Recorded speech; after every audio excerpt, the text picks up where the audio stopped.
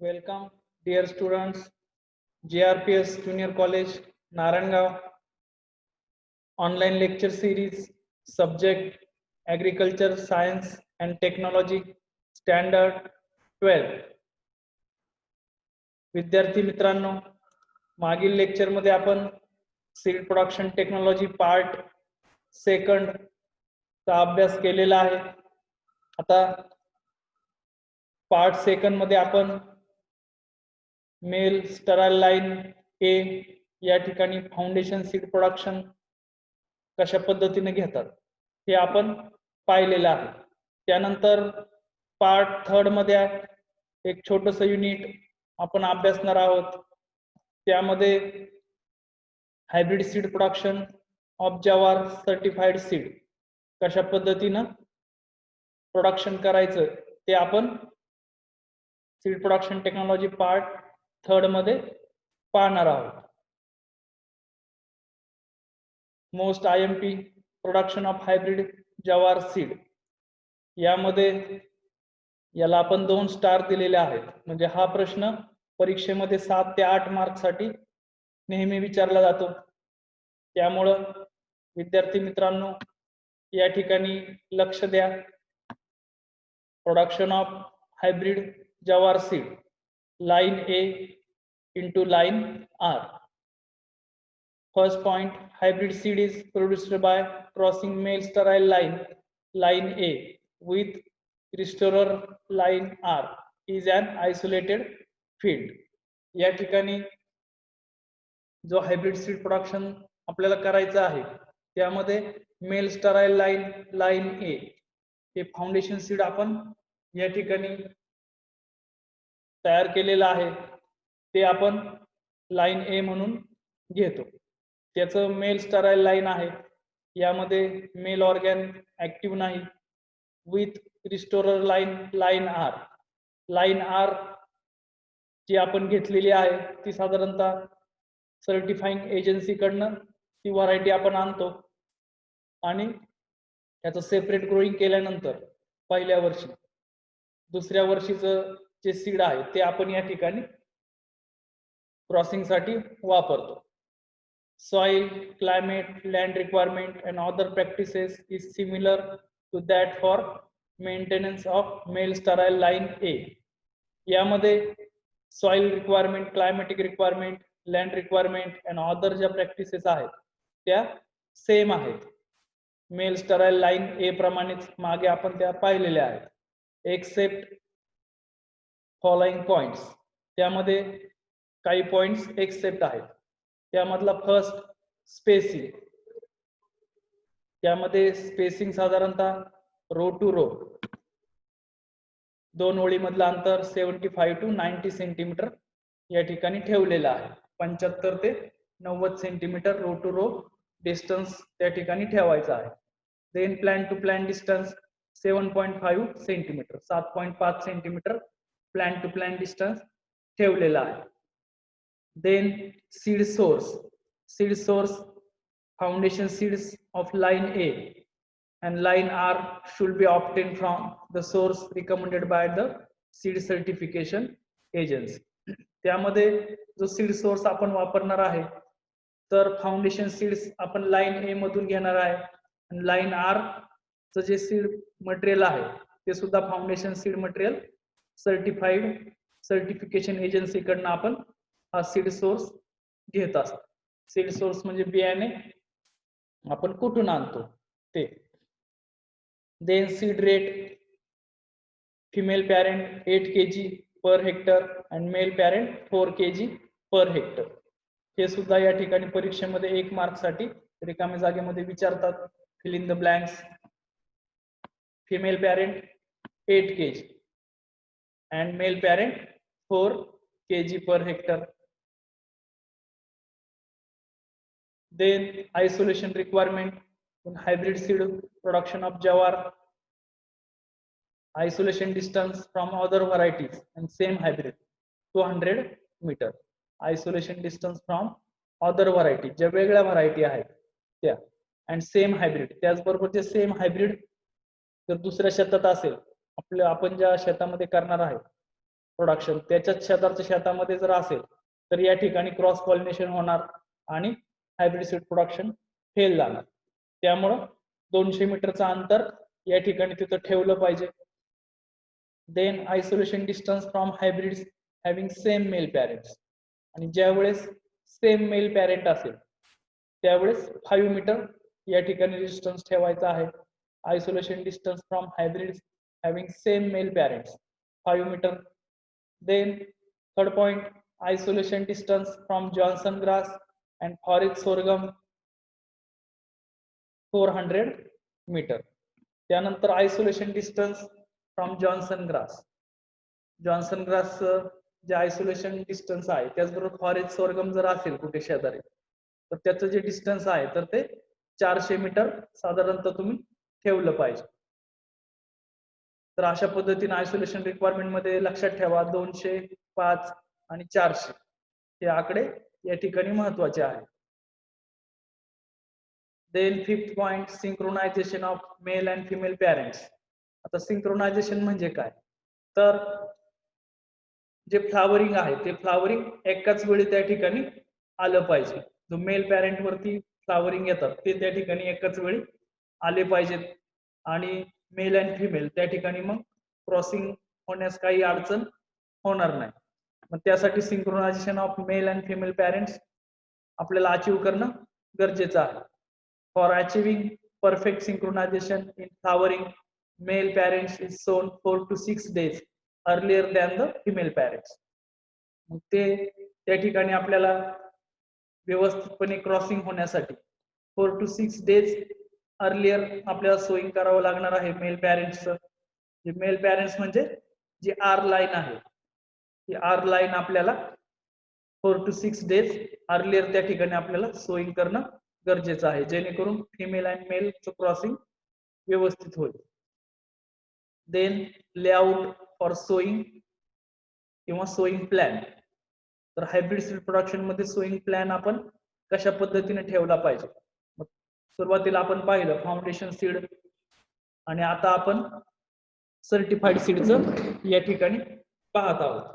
तर त्यामध्ये दोन्हींचा जो लेआउट आहे तो सेम आहे. तर त्याचं पिक्चर या ठिकाणी दिलेलं आहे. त्यामध्ये सुरुवातीला indicator plants for male rows, male rows साठी आपण इंडिकेटर प्लांट या ठिकाणी लावलेला आहे. इथं डॉट जो दिसतोय तो या ठिकाणी एक प्लांट आपण या ठिकाणी लावलेला आहे आणि या ठिकाणी जी पूर्ण लाईन आहे ती लाईन जी लावलेली आहे तर ती मेल रोज आहे. 2 रोज या ठिकाणी आपण लावलेले आहेत ते आपल्याला या ठिकाणी पाहायला मिळतील. Then border rows 4 to 6 male parent. त्यानंतर ह्या बॉर्डर रोज ज्या आहेत तर ह्या बॉर्डर रोज 4 ते 6 लाईन्स आपण पूर्ण बॉर्डर या ठिकाणी सोईंग करायचं आहे. तर ह्या या ठिकाणी दिसत आहेत पहा. देन फिमेल पॅरेंट 4 रोज. देन आफ्टर 4 रोज ज्या आहेत तर त्या फिमेल पॅरेंट आहेत. तर अशा पद्धतीनं या ठिकाणी पूर्ण स्ट्रक्चर फील्ड मध्ये आपलं असलं पाहिजे. परीक्षेमध्ये मोस्ट IMP आहे ही डायग्राम परीक्षेमध्ये काढायला त्या ठिकाणी विचारतात. ज्यावेळेस 7 मार्काचा क्वेश्चन विचारला जातो हायब्रिड सीड प्रोडक्शन ऑफ जवार त्यावेळेस तुम्हाला ही डायग्राम काढणं आवश्यक आहे. मग त्यामध्ये सर्व पॉइंट्स लिहून तुम्हाला ही डायग्राम काढणं आवश्यक आहे. डायग्रामला या ठिकाणी स्वतंत्र 1-2 मार्क्स त्या ठिकाणी असतात. यामध्ये लेक्चर चालू असताना किंवा व्हिडिओ तुम्ही पाहताना ही डायग्राम तुमच्या वहीमध्ये काढून घ्यायची आहे. यामध्ये त्या 4 लाईन आहेत त्या 4 लाईन डॉटनेच त्या ठिकाणी तुम्ही दाखवायच्या आहेत आणि ज्या मेल 2 लाईन्स आहेत त्या 2 लाईन या ठिकाणी ठळक पेन्सिलनं त्याचबरोबर 2 डॉट या ठिकाणी काढणं आवश्यक आहे.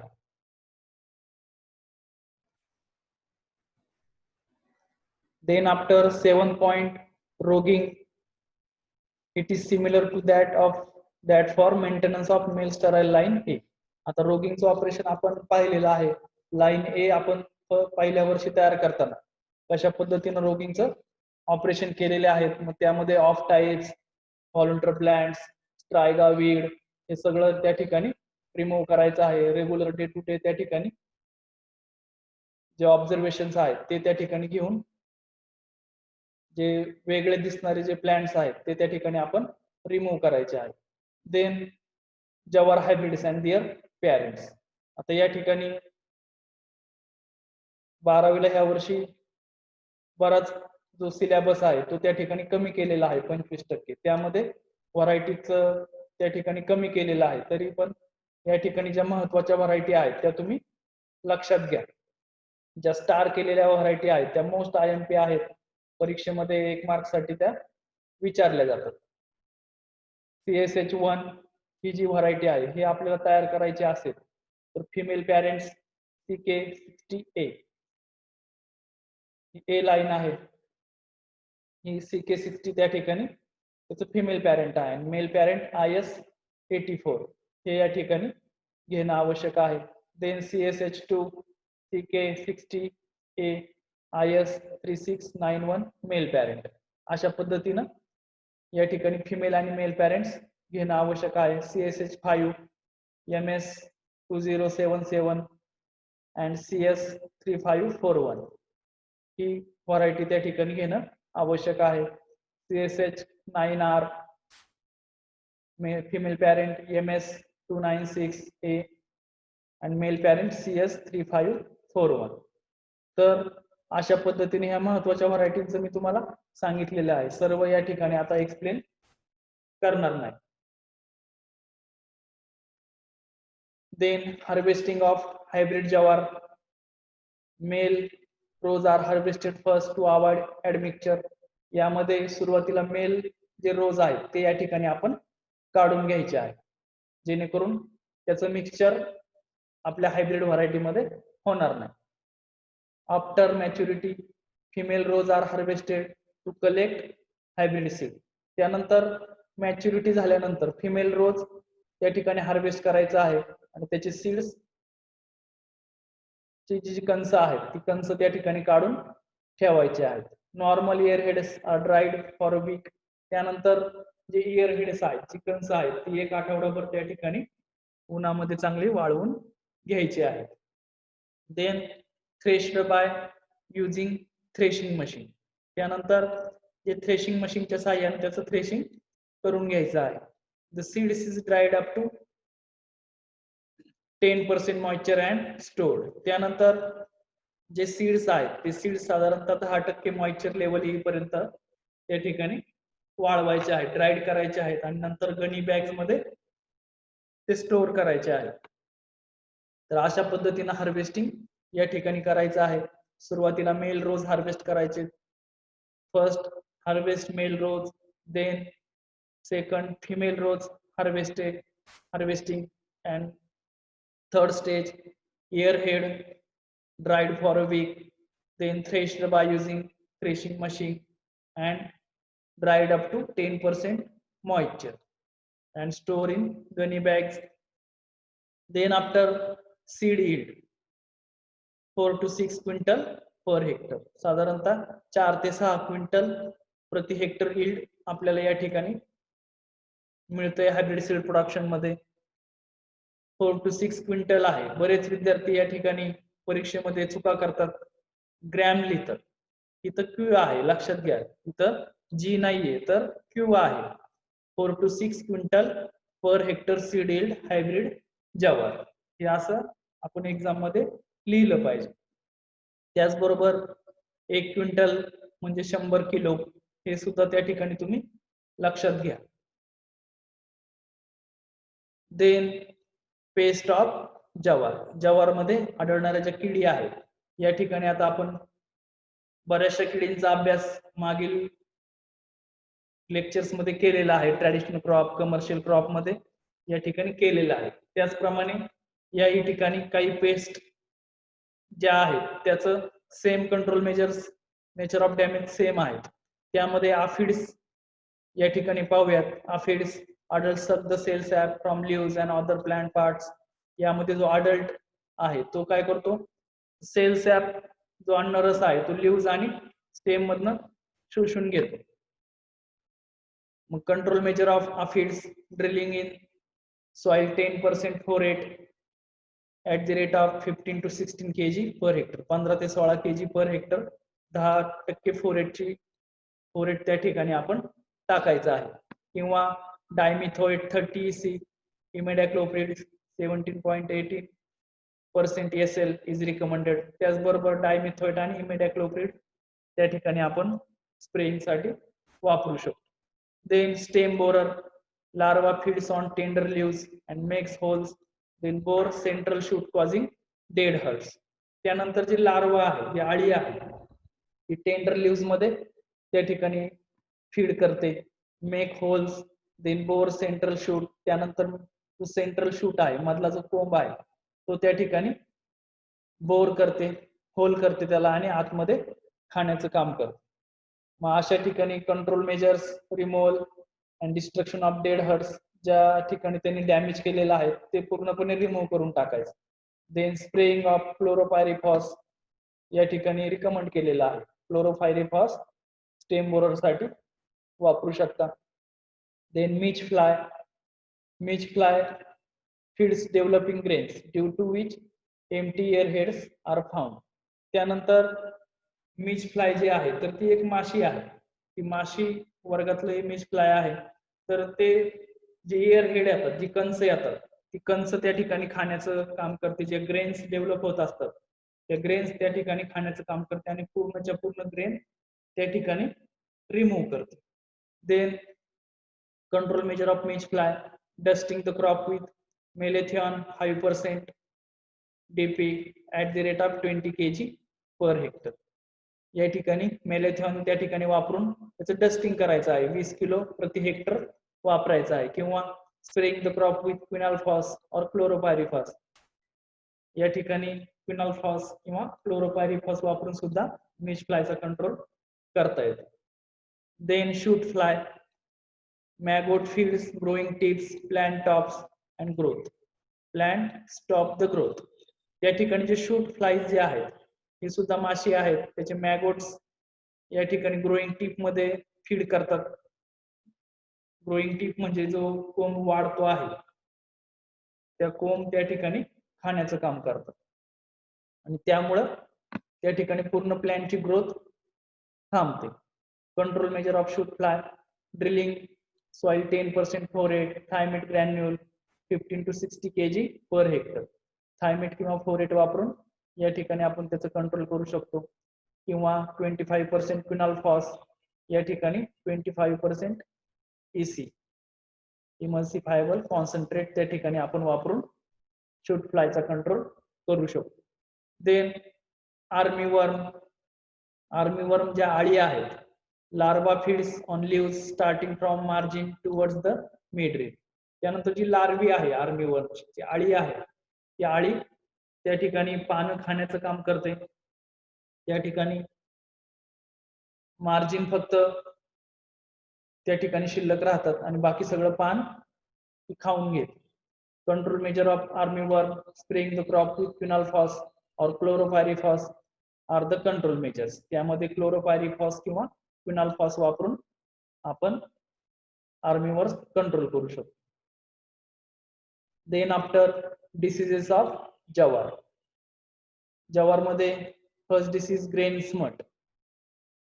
Grains are replaced by elongated cylindrical structure covered by black powder. या ठिकाणी ग्रेन स्मट पिक्चर या ठिकाणी दिलेला आहे. यामध्ये पूर्णच्या पूर्ण जो एअर आहे तो पूर्ण ब्लॅक होतो, त्याला आपण ग्रेन स्मट म्हणतो. किंवा लूज स्मट सुद्धा याच प्रकारातला आहे. Loose smut grains are covered by loose black powdery mass of fungal spores. Black powdery mass या ठिकाणी आपल्याला पाहायला मिळतं. ग्रेन स्मट आणि लूज स्मट त्या ठिकाणी एकच आहेत. Control measure, seed treatment with 300 mesh fine sulphur at the rate of 4 to 6 gram per kg. 1 kilo बियाण्याला आपण सीड ट्रीटमेंट द्यायची आहे. 300 मेश फाईन सल्फर, एक सल्फरची पावडर त्या ठिकाणी आपल्याला सीड ट्रीटमेंट साठी आपण वापरू शकतो. किंवा क्रो रेजिस्टन्स व्हरायटीज, एकदा का हा डिसीज झाला तर तो कंट्रोल करू शकत नाही, त्याला इरॅडिकेशन महत्वाचं आहे.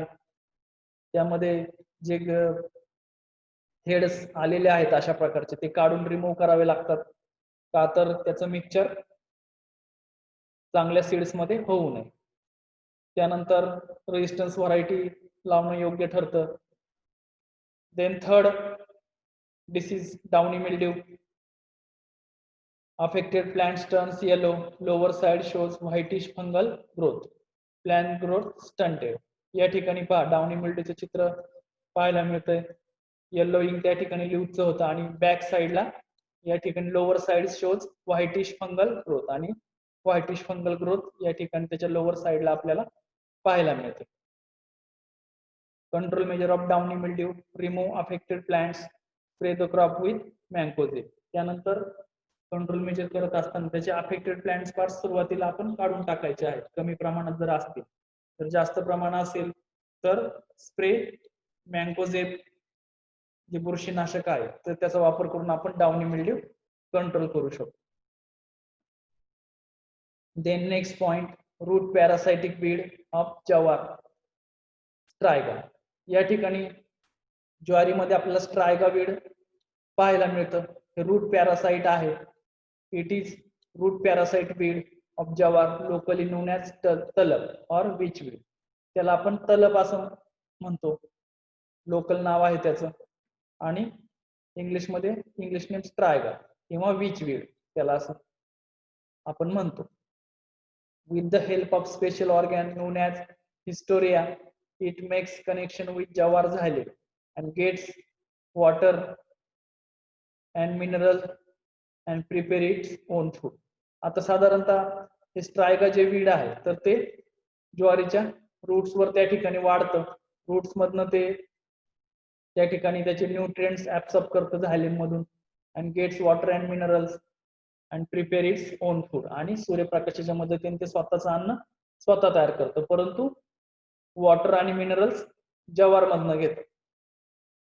Then control measure of striga, spray crops with dicotox at the rate of 1 kg in 500 liter of water 2 to 3 times at an interval of 15 days. 15 दिवसाच्या अंतराने 2-3 वेळा त्या ठिकाणी डायकोटॉक्सची त्या ठिकाणी स्प्रेइंग करणं आवश्यक आहे. at the rate of 1 kg in 500 litre water. 500 litre water मध्ये 1 किलो डायकोटॉक्स या ठिकाणी टाकून आपण जवार मधला स्ट्रायगा त्या ठिकाणी कंट्रोल करू शकतो. तर अशा पद्धतीनं या ठिकाणी आपण आजच्या लेक्चर मध्ये एक छोटस राहिलेला जो पार्ट होता हायब्रिड सीड प्रोडक्शन ऑफ जवार तो या ठिकाणी आपण अभ्यासला आहे. आता यामध्ये लक्षात घ्या, हायब्रिड सीड प्रोडक्शन मध्ये 2 पार्ट आहेत. फर्स्ट पार्ट मध्ये आपण फाउंडेशन सीड्स तयार केलेला आहे लाईन ए, आणि सेकंड पार्ट मध्ये या ठिकाणी हायब्रिड जवार सीड सर्टिफाईड सीड्स आपण तयार केलेला आहे. हे 2 मुद्दे तुम्ही लक्षात घ्यायचे आहेत. ठीक आहे, आजचं या ठिकाणी आपण आपलं लेक्चर झालेलं आहे. धन्यवाद.